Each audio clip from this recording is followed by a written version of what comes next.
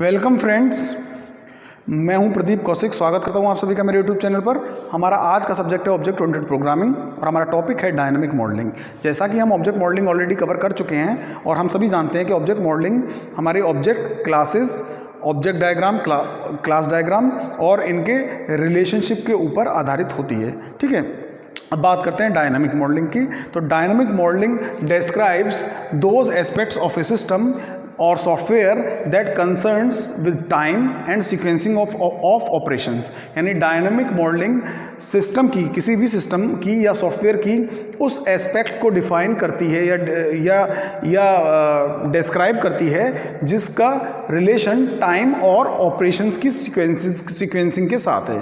ठीक है, यानी डायनामिक, जैसा कि हम सभी ऑब्जेक्ट मॉडलिंग टेक्निक्स पढ़ रहे हैं या ऑब्जेक्ट मॉडलिंग अप्रोच पढ़ रहे हैं, तो ये सिस्टम की या सॉफ्टवेयर की डिज़ाइनिंग का पार्ट है। ठीक है, अब ऑब्जेक्ट मॉडलिंग हम पढ़ चुके हैं। अब डायनामिक मॉडलिंग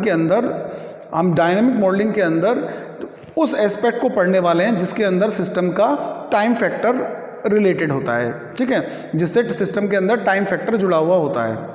ठीक है, या आप कह सकते हैं डायनामिक मॉडलिंग किसी भी सिस्टम की या सॉफ्टवेयर की उस एस्पेक्ट को डिफाइन करता है जिसका रिलेशन टाइम से और ऑपरेशन की सीक्वेंसिंग के साथ है। ठीक है, तो जिस तरीके से आपकी ऑब्जेक्ट मॉडलिंग बेस्ड होती थी ऑब्जेक्ट और क्लासेस के ऊपर, ठीक है, इसी तरीके से आपकी डायनामिक मॉडलिंग बेस्ड होती है इवेंट्स और स्टेट्स के ऊपर। ठीक है, और इनके डायग्राम्स के ऊपर। ठीक है, ठीक है, अब आगे बात करते हैं इवेंट्स की।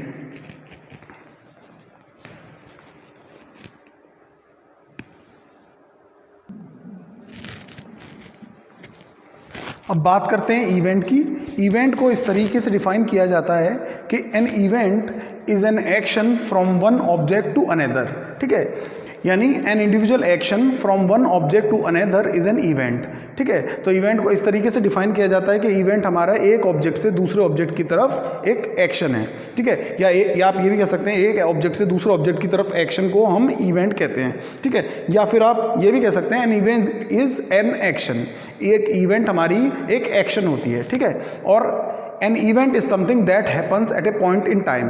यानी इवेंट एक प्रकार का एक्शन होती है जो किसी भी समय अंतराल पे घटित हो सकता है। ठीक है, अब दो इवेंट्स अगर आपस में रिलेटेड हैं तो उन्हें कैजुअली रिलेटेड कहा जाता है। ठीक है, यानी एक इवेंट एक से पहले, बिफोर या आफ्टर का उनके अंदर रिलेशन है। यानी एक इवेंट एक इवेंट पहले हो रही है, दूसरी इवेंट उस पर्टिकुलर इवेंट के बाद में हो रही है, तो उन्हें कॉजुअली रिलेटेड कहा जाता है। यानी अगर दो इवेंट्स के बीच में, ठीक है, एक रिलेशन है तो वो कॉजुअली रिलेटेड इवेंट कही जाती हैं। यानी दोनों इवेंट अगर एक सेम सिनेरियो से बिलोंग करती हैं तो उन्हें कॉजुअली रिलेटेड कहा जाता है। यानी एक इवेंट दूसरी इवेंट के बाद में ही घटित होगी, यानी दोनों के बीच में एक रिलेशन हो गया। ठीक है, या इसे बिफोर आफ्टर कहा जाता है। यानी एक इवेंट दूसरी इवेंट से पहले या उसके बाद में है, ठीक है, तो इसे कॉजुअली रिलेटेड कहा जाता है। यानी अब और यदि दो इवेंट बिल्कुल एक दूसरे से अनरिलेटेड हैं, उनके बीच में कोई रिलेशन नहीं है, तो उन्हें कैजुअली अनरिलेटेड कहा जाता है। और कैजुअली अनरिलेटेड इवेंट को कॉन्करेंट कहा जाता है, यानी जिनका आपस में कोई लेना देना नहीं होता है, यानी कोई रिलेशन नहीं होता। ठीक है, अगर उनका रिलेशन होता है तो वो रिलेशन इस प्रकार से होता है कि एक इवेंट पहले घटित होती है, दूसरी इवेंट बाद में घटित होती है। इसे बिफोर आफ्टर कहा जाता है। ठीक है, एग्जाम्पल के लिए हमारे पास में एग्जाम्पल है train number 6903 departure from Delhi. ये हमारे पास दो इवेंट है, second driver pushes horn button. ठीक है, तो ये इवेंट कैजुअली रिलेटेड है। ठीक है, क्योंकि पहले कौन सी इवेंट घटित होगी? सेकंड। पहले कौन सी इवेंट अकर होगी? सेकंड। तो driver pushes the horn button will be the event will be occur first. यानी ड्राइवर पहले हॉर्न बटन पुश करेगा। ठीक है, then train number 6903 departure from Delhi. ठीक है, एग्जाम्पल के लिए दो ट्रेन है। ठीक है, सॉरी, एग्जाम्पल के लिए ये दो इवेंट्स हैं। तो इन इवेंट्स में ये driver pushes the horn button पहले इसकी अकरेंस पहले होगी, यानी ये पहले घटित होगी।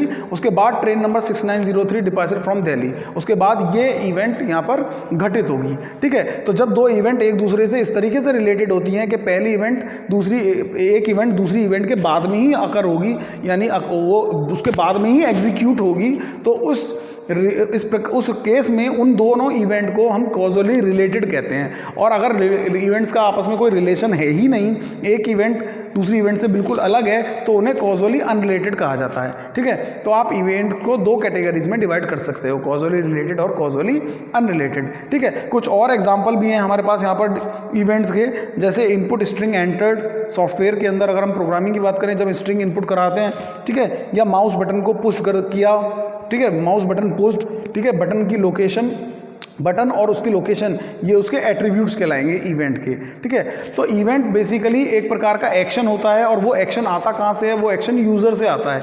जब यूज़र सॉफ्टवेयर के ऊपर ऑपरेट करता है माउस की हेल्प से या कीबोर्ड की हेल्प से, जो वो ऑपरेट करता है सॉफ्टवेयर को, तो सॉफ्टवेयर को जो इनपुट एक्शन मिलता है वो अल्टीमेटली यूज़र से मिलता है। ठीक है, तो वो एक्शन को ही हम इवेंट कहते हैं। ठीक है, और dynamic modelling is based on the event and states. तो basically event is the action, external action, it is the external action, it is from the it is the outside the software। तो ये software से बाहर का action होता है। ठीक है, तो event is basically the action, और ये एक्शन आता कहाँ से है? ये एक्शन अल्टीमेटली यूज़र से ही मिलता है। जो यूज़र बटन पे क्लिक किया, button clicked is an event, mouse pressed is an event, mouse dragged is an event. ठीक है, zoom, mouse over mouse out, ठीक है, mouse over mouse out is an event. ठीक है, तो ये सारे इवेंट्स हैं। तो जो भी एक्शन यूज़र परफॉर्म करता है सॉफ्टवेयर के ऊपर with the help of mouse, keyboard and other peripheral devices, तो ये सभी हमारा एक्शन बन जाते हैं। ठीक है, इन्हीं को हम इवेंट कहते हैं। ठीक है, तो आज के हमारे लेक्चर में इतना ही। ठीक है, और आई होप मेरा वीडियो आपको पसंद आया होगा। प्लीज़ इसे लाइक कीजिए, शेयर कीजिए, और आप मेरे चैनल को सब्सक्राइब कीजिए। Thank you.